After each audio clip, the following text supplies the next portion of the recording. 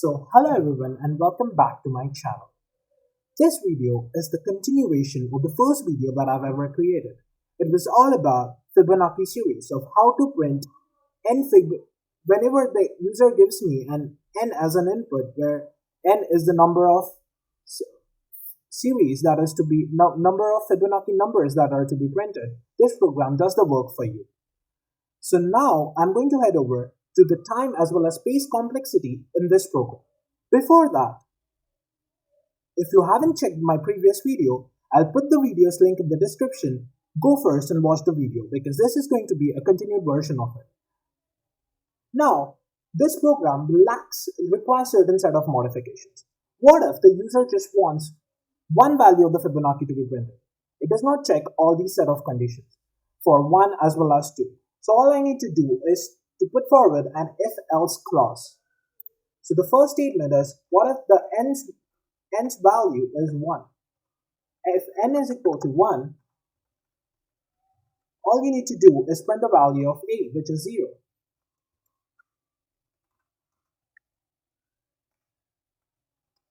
So I've just printed the value of 0, value of a, which is 0 at the initial stage. What if its n's value is 2, that is n equals 2. Then I have to print both of these values, that is a as well as b's value. And for further set of values, that is for else condition, for else if n greater than 2, it will go forward to the usual code that I've previously written and print all the set of Fibonacci and print the Fibonacci sequence. And we are still left out with the final condition, that is else condition. What if the user puts forward a negative values or invalid set of inputs? So then I guess you need to pop up a message saying that, sorry, you're printing a wrong. Please give a valid input. Input that is between 1 to a certain value n. So I'll just compile the code. Oops, I had to put it inside. I put it inside, now I'll just compile the code. The code has compiled it successfully, fortunately. And so I'll move further, execute the code. I'll just clear the screen. So I'll put 1 as an input, it gives me 0 as an output. I'll execute it back again and put 2 as the input. So it gives me output as 0 and 1. What if I just put a normal sequence as I usually did, 5, so it prints the first 5 numbers of the Fibonacci series. And finally, all I just want is putting some invalid set of input. It will give me an output of, in order to give a valid input that is from either from 1 to n. So now we are going to analyze the time as well as space complexity of this program and check out its performance.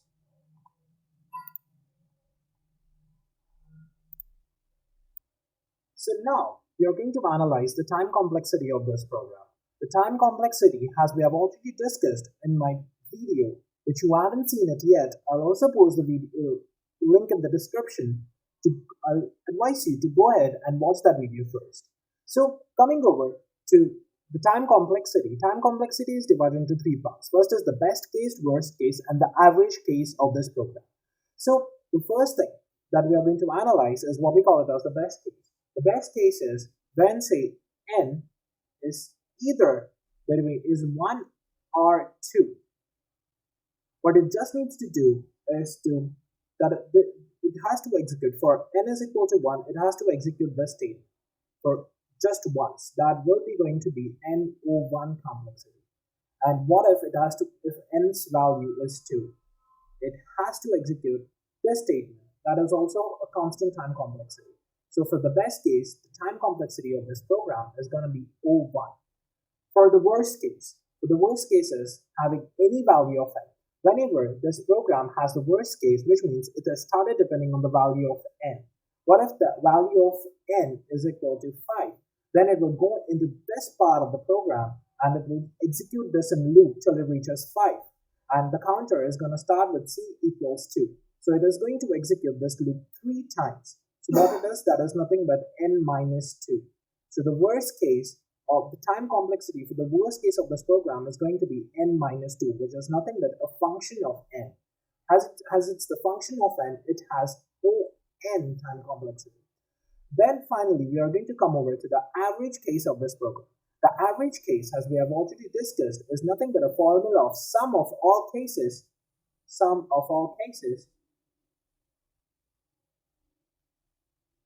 divided by the total number of cases. What is the total number of cases here? It's gonna be n. It can be any value n.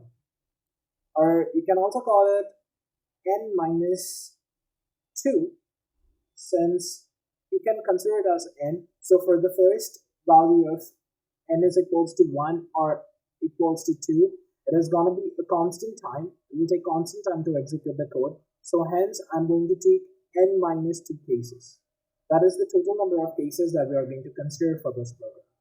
And so, what if the value of n is equal to 1? It will execute in the constant time. You divided the value of, okay, I'll just consider it as n equals, it is divided by n. It will take some constant time, the first case. The other case is going to take constant time, that is O of 1. And then finally, what if the value is n equals 3 or n is greater than 3? So for, say, let us consider all the set of possible values. So for n equals 3, the time it will take to execute is, say, for the loop to execute will be 1. That means it will execute the loop for once. It will execute the loop once. Since value of c is 2 and value of n equals 3, so it will execute the 1, increment the value, then print the value of c, that is 0, 1, 1, and then c will become equal to 3. It's no longer smaller, so it will only execute the loop once. What if the n's value is 4? If n's value is 4, it will execute the loop twice, and so on. So it will, for each value of n, it will execute it n minus 2 times. That is, for the value of 3, for the value of 5, it will execute it twice. So for the value of n, it will execute the loop n minus 2 times. The whole divided by n. So this whole stuff, if we separate this stuff, so what we had was, if we separate the constant time of the first 2 cases, that is n plus 1 plus 2 plus 3 till plus n minus 2, the whole thing divided by n, this thing is going to be some constant, that is, say, I'll call it c1. And then what will this be? So I'm just going to apply the formula of sum of arithmetic progression, which is, what is the formula? The formula is n by 2 times 2 times a plus n minus 1d. If you are interested in how these formulas come, I'm also ready to put forward in the upcoming videos if you request me to. So this is the formula. So all we're just gonna do is, what is d? D is nothing but the common difference, which is equal to 1. What is a? A is the first term. First term is 1. And what is the value of n? N is equal to n minus 2 in this case. So all I'm gonna do is put it back into the formula, the whole divided by n. So I'll do n minus 2 times n minus 2 times 2, that is a is 1, so it's just 2 multiplied by 1, and that is n minus 3 of d. D is 1, so it is multiplied by 2. So that will be equal to c1 plus n minus 2 times, what is it? It's just gonna be, rest everything in the program is gonna be constant time, so you need not worry about it. It will be n minus 1. the whole divided by n. Since this 2 will get added to 3, so that will be n minus 1. And we'll just multiply it, expand it actually. So when we expand it, what will it become? It will be n squared minus 3n. So now it has gone to quadratic time complexity, which is not the case since it's and then finally it's going to be plus 2, the whole divided by n. And then we have c1 plus n dividing it by n, so that will be n minus 3 2 divided by n. So we can have a look at it. It is now a function of n. So hence, for average case as well, what will be our time complexity? It will just be equal to O of n. Now heading over to the amortized complexity. What is the formula for amortized complexity? For amortized complexity, the formula, as I've explained it in my previous video, if you haven't seen it yet, go back to my previous video. That's my second video. I'll put the link in the description below. So for amortized, we have the worst case divided by n. So what is the worst case? The worst case is O of n divided by n. So that's how you know that O of n, when it's divided by n, it will give us a constant time complexity. That is our amortized value. So that is all from the time complexity. Now heading over to the space complexity. So heading over to the space complexity, I'll again just go back and paste this code so that you can have a look at the code parallelly when I'm explaining. So this is what we call it as, this is the program to which we are gonna calculate the, time complexity, or the space complexity, sorry. So to calculate the space is, we are gonna look forward to the space complexity. So what will be the space complexity of this program? It seems that since there is a loop, it seems that our space complexity is O of n, which is completely incorrect. It won't be O of n. It's just because every time the loop is being executed, rest of all of this stuff will be just O1 complexity. The main problem that lies into the space complexity of this program is the loop. So does it depend on n? Does the variables that are initialized in each portion depend on it?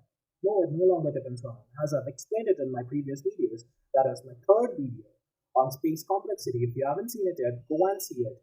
You'll just get to know that a loop, whenever there's a loop, when we define a particular variable in a loop, each time it is being called, it gets reinitialized. So for some, that is like it is giving 4 bytes, and for C it is giving 4 bytes. Since it's int, and in Java, int is being assigned 4 bytes, and then that's it.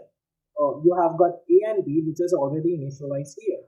So the total bytes that are being assigned is around about 16 bytes, which is a constant that does not change with no matter how the input is. Whether the input is in lakhs or it's in thousands, the input remains constant.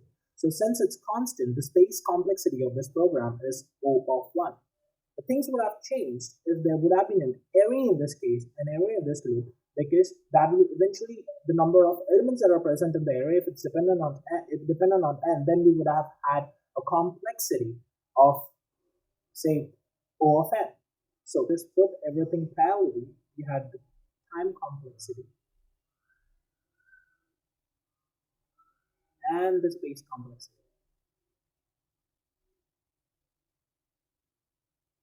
So the space complexity, as I've already mentioned, is O of 1. That is a constant space complexity for this program.